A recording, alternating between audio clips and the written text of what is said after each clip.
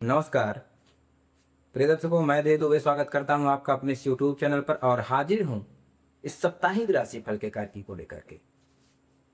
प्रिय दर्शकों, हम जानेंगे इस सप्ताह कौन से वह ग्रह हैं जो हमारे वृश्चिक राशि के जातक हैं हमको प्रभावित करने वाले अर्थात लाभ प्रदान करने वाले, और कौन से वह ग्रह हैं जो बेहद हानिकारक सिद्ध होने वाले हैं अर्थात हानि पहुंचाने वाले हैं। तो कार्यक्रम प्रारंभ करने से पहले मैं आपको बता दूं, यह जो राशि फल है आपके जन्म कुंडली में जो राशि है उस पर आधारित है। यदि आपको अपने जन्म राशि नहीं पता है तो आप इसको अपने नाम राशि के आधार पर भी दे सकते हैं। तो चलिए वार के स्वामी नवग्रहों को नमन कर यह कार्यक्रम प्रारंभ करते हैं। और हाँ, यदि आपको हमारा यह कार्यक्रम पसंद आ रहा है तो आप हमारे चैनल को सब्सक्राइब कर लें, लाइक करें, शेयर करें और कमेंट करें। सबसे पहले हम लोग बात करेंगे हेल्थ की अर्थात स्वास्थ्य की दृष्टिकोण समय कैसा होगा, स्वास्थ्य ठीक रहेगा या नहीं, स्वास्थ्य में कोई बाधा तो नहीं आएगी। उसके बाद हम बात करेंगे कैरियर की, कैरियर में कौन सा वह निर्णय है जो लिया जा सकता है और कौन सा वह निर्णय है जिसे लेने से बचना है इस सप्ताह। और उसके बाद हम बात करेंगे उद्योग की, धंधे पाने की, व्यापार की अर्थात कौन सा उद्योग, कौन सा वह धंधा, कौन सा वह व्यापार जिसे करके आप लाभ ले सकते हैं अर्थात धन कमा सकते हैं। जिनका बिजनेस रुका हुआ था पहले से, क्या वो चलने के योग हैं या नहीं, लोग नए कार्य प्रारंभ करना चाहते हैं, नए बिजनेस प्रारंभ करना चाहते हैं, उनके लिए समय कैसा है।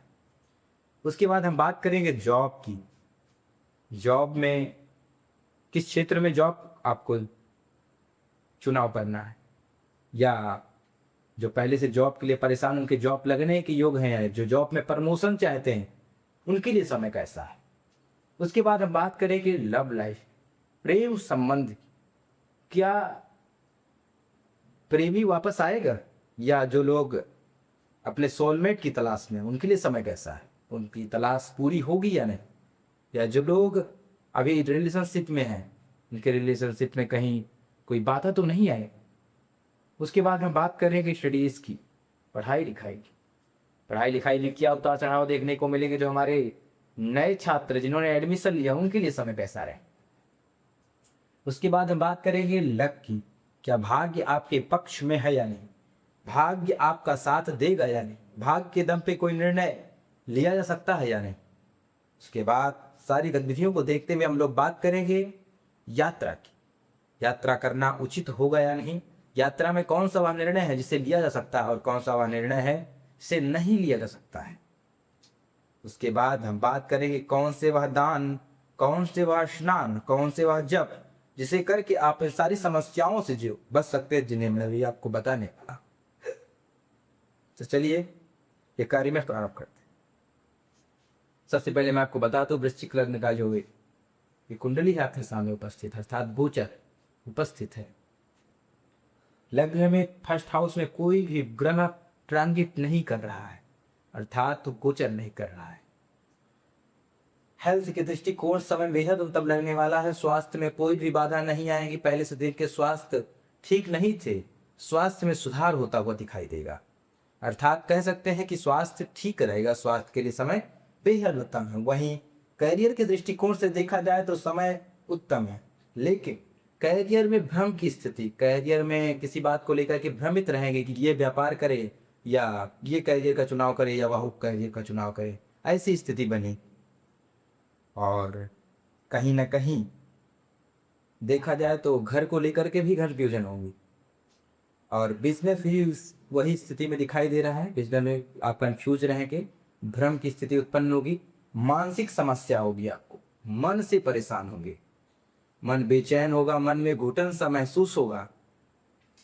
वही बात करते हैं जॉब की, तो जॉब में आपको सफलता मिले, जॉब में कोई भी समस्या नहीं दिखाई दे रही है, जॉब आपके पक्ष में है, जॉब में प्रमोशन के योग हैं, जॉब में जो लोग चाहते हैं कि हमको नया जॉब मिल जाए उनके भी योग दिखाई दे रहे हैं। वही बात करते हैं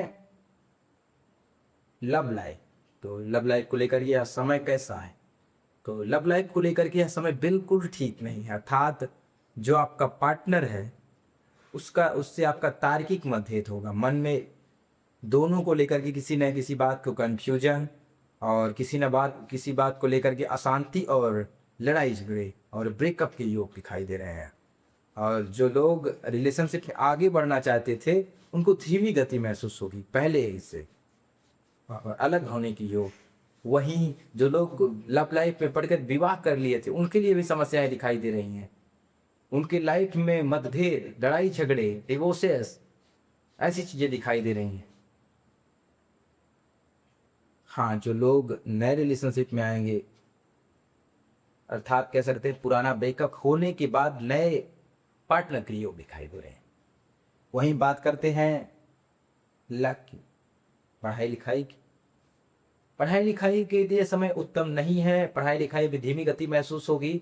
जो कार्य आप जो पढ़ाई आप 1 घंटे करते तो वो आधे घंटे ही करेंगे, मन नहीं लगेगा, मानसिक अशांति रहेगी और कहीं ना कहीं आपका समय ठीक नहीं है पढ़ाई को लेकर के। अब बात कर लेते हैं लक की, क्या भाग्य आपका साथ देगा या नहीं? तो भाग्य आपका साथ 100% देगा, क्योंकि 9th हाउस में गुरु ट्रांजिट कर रहे हैं कर्क राशि में बुध के साथ, और ऐसी स्थिति में गुरु का जो पोजीशन है बहुत ही प्रबल है, अच्छा है, मतलब प्लेसमेंट अच्छा है और भाग्य आपका साथ देगा। भाग्य के दम पे जो भी निर्णय आप लेंगे आपके पक्ष में होगा।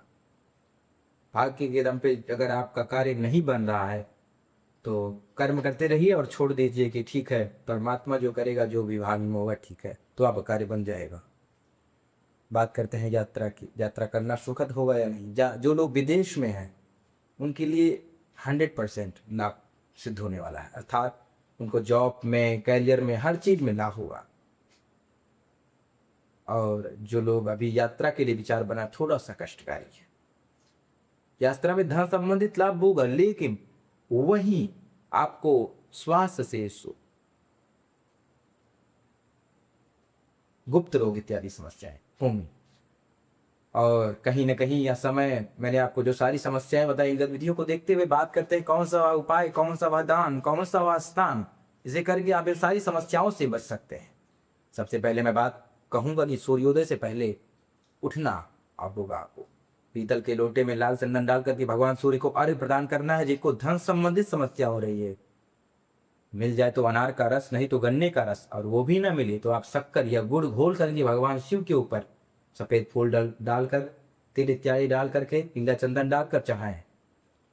100% आपको धन संबंधी जो समस्याएं हो रही हैं वो आपकी समाप्त हो जाएंगी। 5 सोमवार जिनको लव लाइफ में प्रॉब्लम आ रहा है, भगवान शिव को गुलाब का फूल चढ़ाएं, मन से उससे कामना करें नेत्रों को बंद करके, उनको भी लाभ मिलेगा। और वहीं जो हमारे छात्र हैं जिनको पढ़ाई लिखाई में समस्या आ रही, भगवान शिव के ऊपर आपको गंगा जल चढ़ाना है। और गंगा जल यदि नहीं मिल रहा है तो आप जल ही चढ़ा करके, बिल्व पत्र चढ़ा करके भगवान शिव से प्रार्थना करें, निश्चित ही आपका काम होगा, 100% आपका कार्य पूर्ण होगा। और यदि आपको यह हमारा ज्ञानवर्धक जो ज्योतिषी कार्यक्रम है आपको पसंद आ रहा है तो हमारे चैनल को सब्सक्राइब करें, लाइक करें, शेयर करें, कमेंट करें। चलिए मिलते हैं अगले कार्यक्रम में, इजाजत दीजिए, तब तक के लिए नमस्कार।